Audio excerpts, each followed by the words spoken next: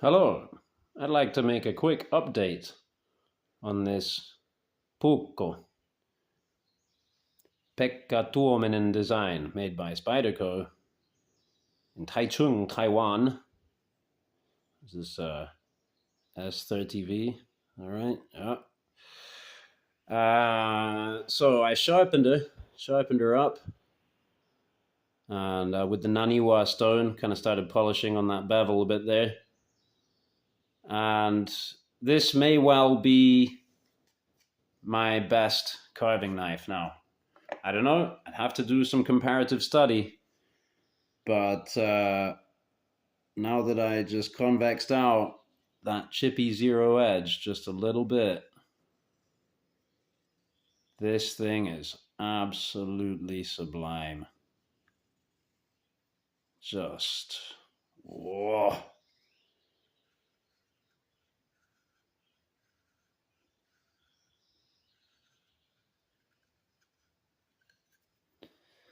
Fabulous. So just now, I'm supposed to be going out to the shops in the post office, so I thought, well, why not take a minute and drip some super glue into this crack here?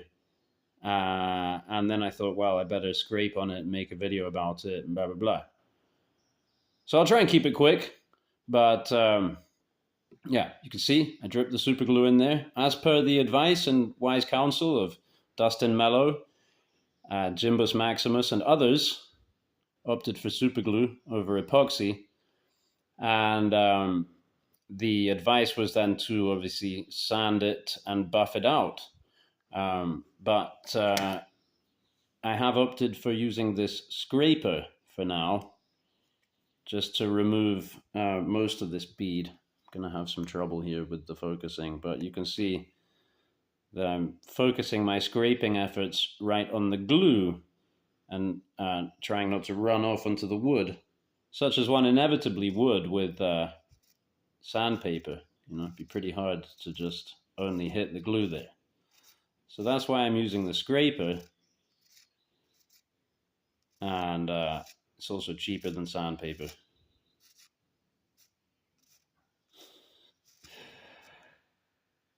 So yeah, you can see I'm only scraping off the glue there, right? There's no wood shavings in there. And yes, later I will use some emery paper or whatever and buff out. So wonderful. Really like the knife. Also, I found a Hella sheath that should fit. Looking at it online, they make good sheaths. So Ragweed Forge sells them, just the sheaths. So for $24, I could get a sheath that I think is going to fit this knife very well, hopefully. And since I didn't make the knife, why should I bother making a sheath, right? I can save myself a bit of time and dedicate that to making a knife and a sheath for it or something. Okay, so we'll put that to one side, and I just wanted to speak for a second about the scraper, a little more than a second. A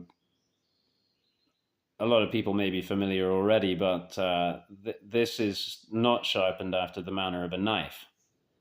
I lightly abrade here if needs be. Well, I did to start out, just to get everything tidied up. But now what I'm doing is just constantly folding over a wire burr on this side.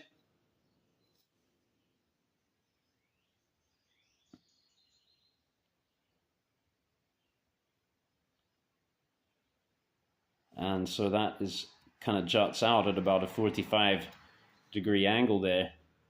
And excuse me, we're closer to a 90 probably. So yeah, I just sharpen that with the back of a screwdriver or the back of my Arcadia triphasic here.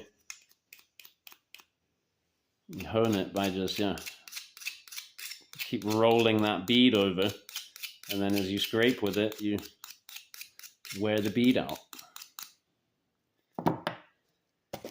So this is the second time or third that I'm attempting this video, so I did some scraping earlier. That's a kind of a scraped versus unscraped finish. I could do a little demonstration now, see how that honing went.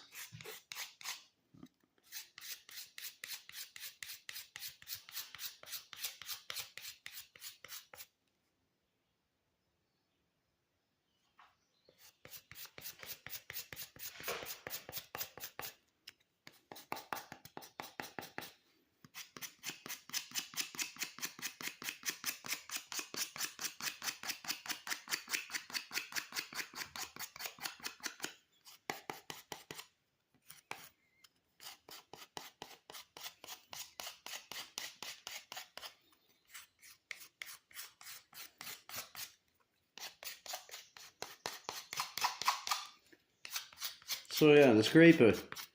I learned about these kind of scrapers from my luthier friend, and he would collect this any kind of flexi carbon steel like this and have all different shapes and sizes. Usually no handle. You know. This kind of scraper is a painter scraper or whatever, but luthiers and craftsmen, you know, they'll have just little smaller or larger pieces with more or less flex. And Stradivarius, I learned on the Cremona Revival channel on YouTube, actually used old broken fighting knives. So that's another way to go, is you use a thick piece of steel and then just, I guess, put a really fine flat grind on it.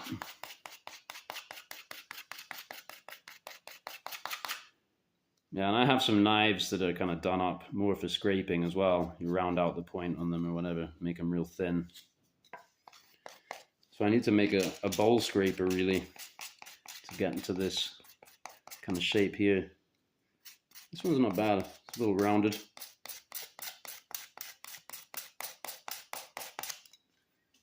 Anyway.